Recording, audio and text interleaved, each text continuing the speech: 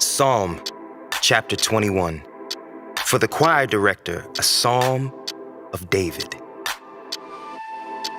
How the king rejoices in your strength, O Lord.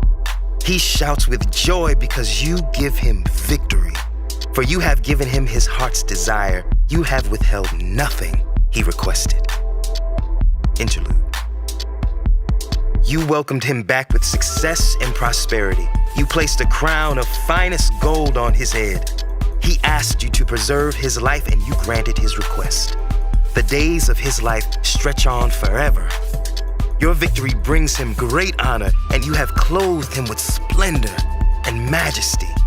You have endowed him with eternal blessings and given him the joy of your presence. For the king trusts in the Lord. The unfailing love of the Most High will keep him from stumbling. You will capture all your enemies. Your strong right hand will seize all who hate you. You will throw them in a flaming furnace when you appear. The Lord will consume them in his anger. Fire will devour them. You will wipe their children from the face of the earth. They will never have descendants. Although they plot against you, their evil schemes will never succeed. For they will turn and run when they see your arrows aimed at them. Rise up, O Lord, in all your power. With music and singing, we celebrate your mighty acts.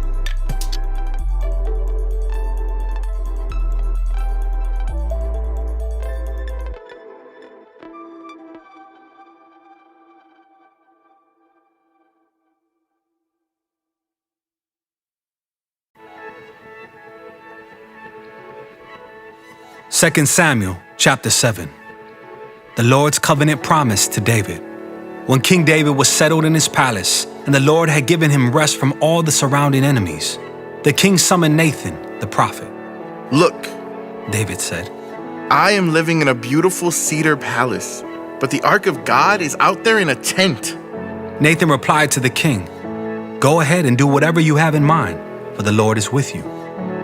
But that same night the Lord said to Nathan, Go and tell my servant David, this is what the Lord has declared. Are you the one to build a house for me to live in? I've never lived in a house from the day I brought the Israelites out of Egypt until this very day. I have always moved from one place to another with a tent and a tabernacle as my dwelling. Yet no matter where I've gone with the Israelites, I have never once complained to Israel's tribal leaders, the shepherds of my people Israel. I've never asked them, why haven't you built me a beautiful cedar house? Now go and say to my servant David, this is what the Lord of heaven's armies has declared. I took you from tending sheep in the pasture and selected you to be the leader of my people Israel. I have been with you wherever you have gone, and I have destroyed all your enemies before your eyes. Now I will make your name as famous as anyone who has ever lived on the earth, and I will provide a homeland for my people Israel, planting them in a secure place where they will never be disturbed. Evil nations won't oppress them as they've done in the past, starting from the time I appointed judges to rule my people Israel, and I will give you rest from all your enemies. Furthermore, the Lord declares that he will make a house for you, a dynasty of kings. For when you die and are buried with your ancestors, I will raise up one of your descendants, your own offspring, and I will make his kingdom strong. He is the one who will build a house, a temple for my name, and I will secure his royal throne forever. I will be his father, and he will be my son. If he sins, I will correct and discipline him with the rod, like any father would do, but my favor will not be taken from him, as I took it from Saul, whom I removed from your sight. Your house and your kingdom will continue before me for all time, and your throne will be secure forever. So Nathan went back to David and told him everything the Lord had said in this vision. David's prayer of thanks. Then King David went in and sat before the Lord and prayed. Who am I, O sovereign Lord? And what is my family that you have brought me this far? And now, sovereign Lord, in addition to everything else, you speak of giving your servant a lasting dynasty. Do you deal with everyone this way, O sovereign Lord? What more can I say to you? You know what your servant is really like, sovereign Lord. Because of your promise and according to your will, You have done all these great things and have made them known to your servant. How great you are, O sovereign Lord! There is no one like you. We have never even heard of another God like you. What other nation on earth is like your people Israel? What other nation, O God, have you redeemed from slavery to be your own people? You made a great name for yourself when you redeemed your people from Egypt. You performed awesome miracles and drove out the nations and gods that stood in their way. You made Israel your very own people forever, and you, O Lord, became their God. And now, O Lord God, I am your servant. Do as you have promised concerning me and my family. Confirm it as a promise that will last forever. And may your name be honored forever so that everyone will say, the Lord of heaven's armies is God over Israel. And may the house of your servant David continue before you forever. O Lord of heaven's armies, God of Israel, I have been bold enough to pray this prayer to you because you have revealed all this to your servant, saying, I will build a house for you, a dynasty of kings. For you are God, O sovereign Lord.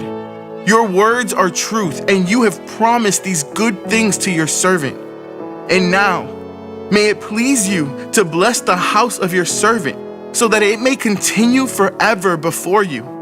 For you have spoken, and when you grant a blessing to your servant, O sovereign Lord, it is an eternal blessing.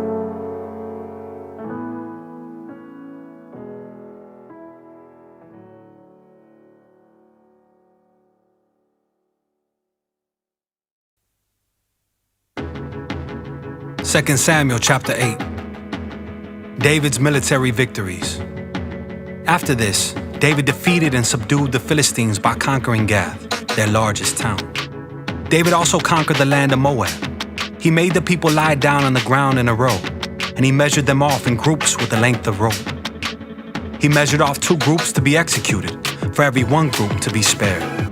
The Moabites who were spared became David's subjects and paid him tribute money. David also destroyed the forces of Hadadezer, son of Rehob, king of Zobah, when Hadadezer marched out to strengthen his control along the Euphrates River. David captured 1,000 chariots, 7,000 charioteers, and 20,000 foot soldiers. He crippled all the chariot horses, except enough for 100 chariots. When Arameans from Damascus arrived to help King Hadadezer, David killed 22,000 of them. Then he placed several army garrisons in Damascus, the Aramean capital, and the Arameans became David's subjects and paid him tribute money. So the Lord made David victorious wherever he went. David brought the gold shields of Hadadezer's officers to Jerusalem, along with a large amount of bronze from Hadadezer's towns of Tebah and Berothai. When King Toi of Hamath heard that David had destroyed the entire army of Hadadezer, he sent his son Joram to congratulate King David for his successful campaign. Hadadezer and Toi had been enemies and were often at war. Joram presented David with many gifts of silver, gold, and bronze. King David dedicated all these gifts to the Lord, as he did with the silver and gold from the other nations he had defeated, from Edom, Moab, Ammon, Philistia, and Amalek, and from Hadadezer, son of Rehob, king of Zobah. So David became even more famous when he returned from destroying 18,000 Edomites in the Valley of Salt. He placed army garrisons throughout Edom, and all the Edomites became David's subjects. In fact, the Lord made David victorious wherever he went. So David reigned over all Israel and did what was just and right for all his people. Joab, son of Zeruiah, was commander of the army. Jehoshaphat, son of Ahilud, was the royal historian. Zadok, son of Ahitub, and Ahimelech, son of Abiathar, were the priests. Sariah was the court secretary. Benaiah, son of Jehoiada, was captain of the king's bodyguard. And David's sons served as priestly leaders.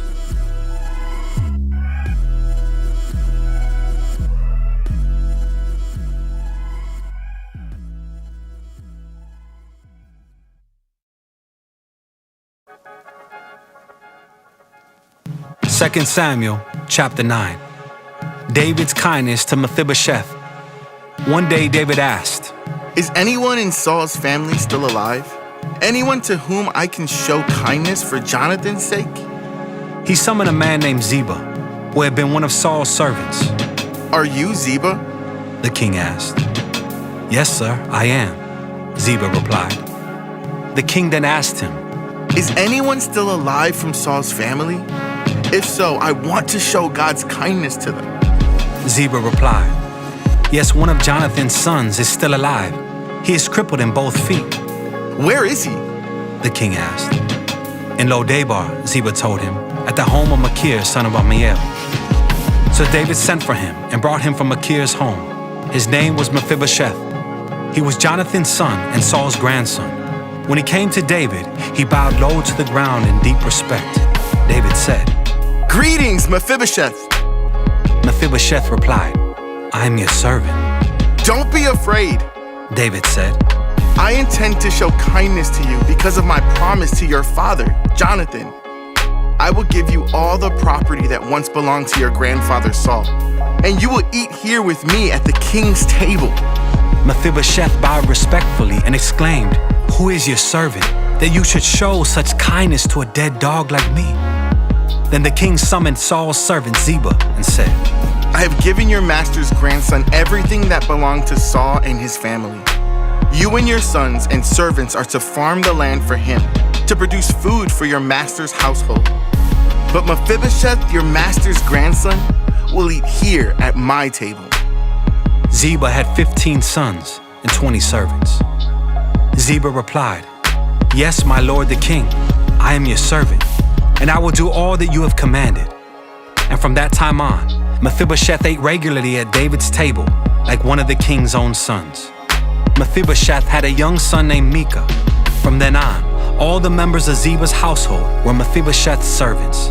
And Mephibosheth, who was crippled in both feet, lived in Jerusalem and ate regularly at the king's table.